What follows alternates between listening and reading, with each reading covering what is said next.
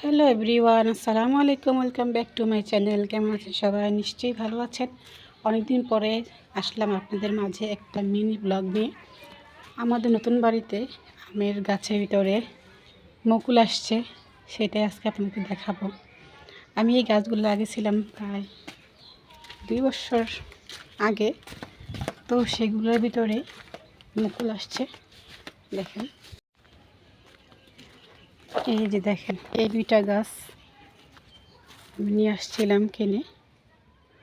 এই দেখেন, 2টা গাছের ভিতরেই 2টা গাছেই আমের মুকুল আসছে। কত সুন্দর, মাশাআল্লাহ, আলহামদুলিল্লাহ।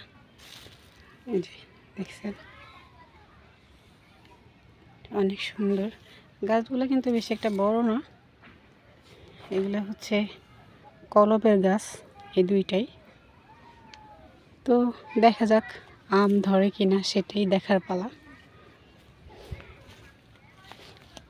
এই যে কত সুন্দর। তো আজকে আমি বিলের ভিতরে সেই দুপুরবেলা এই যে কী কাজ করলাম দেখেন। যেখানে ডাঁটার বিচি ফেলাবো, তাই আমি এখানে কুপিয়ে তারপর হচ্ছে পানি দিয়ে দিছি। আর হচ্ছে এই বারান্দার ভিতরে আমি এই যে মাটি দিয়ে তারপর হচ্ছে গোবর আর ছাই দিয়ে দিছি, দিয়ে পানি দিয়ে দিছি। এখানে আমি ডাঁটার বিচি ফেলাবো তার জন্য।